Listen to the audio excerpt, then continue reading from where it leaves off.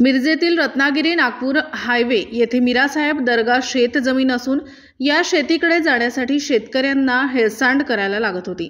तसेच पावसाळ्यात तर अक्षरशः शेतकऱ्यांना जीव मुठीत घालून ये-जा करायला लागत होते।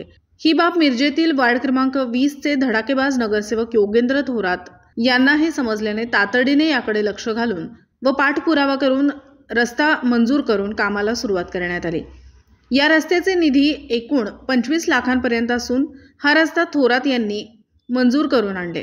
त्याचबरोबर माजी नगरसेवक योगेंद्र दादा थोरात हे वार्ड क्रमांक 20 मधून निवडून आले असून हे शेतकरी म्हणजे दर्गा पुजारी हे सर्वजण वार्ड क्रमांक 6 मधील असून तरी पण मतदारांना न पाहता व मतासाठी न बघता त्यांचा काम एक चांगल्या पद्धतीने एक माणुसकी खातीर करून दिला।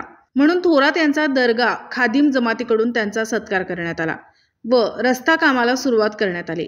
त्याचबरोबर येणाऱ्या सांगली मिरज कुपवाड महानगरपालिकेच्या निवडणुकीमध्ये योगेंद्र दादा थोरात यांना आम्ही सर्व दर्गा पुजारी जमातकडून एकत्र येऊन सहकार्य करून त्यांना भरघोस मताधिक्याने निवडून देण्याची ग्वाही सुद्धा यावेळी दर्गा पुजारी जमात यांनी यावेळी दिली। N24 मराठी न्यूज साठी मिरजहून प्रतिनिधी मुस्तफा मुल्ला।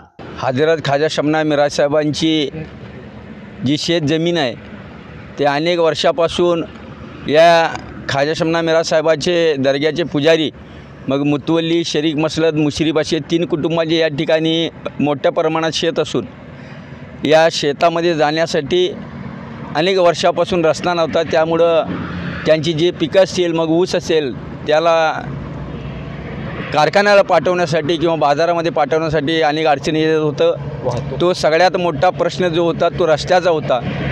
रस्ता बरोबर असल्यामुळे वाहतूक करता येत नव्हती। पावसाळ्याच्या दिवसामध्ये तर अनेक अडचणी येत होत्या आणि वाहतुकीसाठी हा रस्ता अनेक अडथळे पार करून जावं लागत होतं। मात्र या ठिकाणी आज आनंदाची गोष्ट अशी आहे की या ठिकाणी कर्तव्यदक्ष नगरसेवक आमचे सहकारी मित्र योगेंद्रदादा थोरात यांच्या प्रयत्नातून या ठिकाणी रस्ता झाला आणि पुजारी समाजाला शेताकडे येण्या जाण्यासाठी जे मार्ग करून त्यांनी दिलं त्याबद्दल दर्गा खादिम जमाततर्फे त्यांचं मनापासून आभार मानतो। या ठिकाणी अनेक शेतकरी आहेत, अनेकांची शेती आहेत, मग मल्लू पाटील साहेब असतील, अनेक या ठिकाणी शेतकऱ्यांची शेत असल्यामुळे त्यांना हा रस्ता झाला त्याबद्दल आज मला मनापासून समाधान झालं।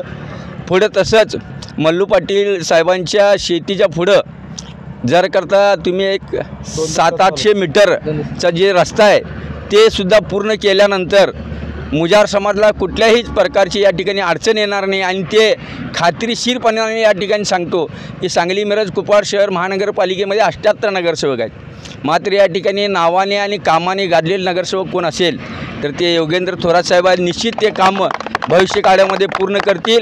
मी या ठिकाणी मिराज साहेबाचे पुजारी असल्यामुळे मी या ठिकाणी एवढं सांगतो की मल्लू पाटील साहेब उरुसामध्ये कुस्तीच्या कार्यक्रमामध्ये आमचे प्रमुख असतात, तर मी मिराज साहेबाचा आशीर्वाद थोरात साहेबांच्या पाठीशी राहील आणि मुजार समाजाचे समजा वार्ड नंबर 20 मध्ये मतं असतील नसतील तो भाग वेगळा, मात्र वार्ड नंबर 20 मध्ये आपले पै पाहुणे सहकारी मित्र आपले हितचिंतक जे असतील त्यांना सगळ्यांना सांगून यांची कामाची जी पद्धत आहे ते समजावून सांगून तुमच्या पाठीशी ते मतदान करायला लावतील एवढीच अपेक्षा व्यक्त करतो आणि आपण केलेल्या कामाचा आभार मानतो। वार्डातील डांबरी रस्त्याचं उद्घाटन होत आहे। लोकप्रिय नगरसेवक योगेंद्रदादा थोरात यांच्या प्रयत्नातून आणि त्यांच्या फंडातून आणि त्यांच्या सर्व मेहनतीतून या ठिकाणी जे मिरासाहेब दर्ग्याच्या ज्या जमिनी आहेत आणि त्या जमिनीला जाण्यासाठी रस्त्याची अत्यंत अडचण होती, ती अडचण पार केलेले आहेत। त्या ठिकाणी पैलवान मल्लू पाटील यांचंही शेत आहे, त्यांच्याही पुढं थोडं राहिलेलं आहे आणि तेही पूर्ण होणार आहे।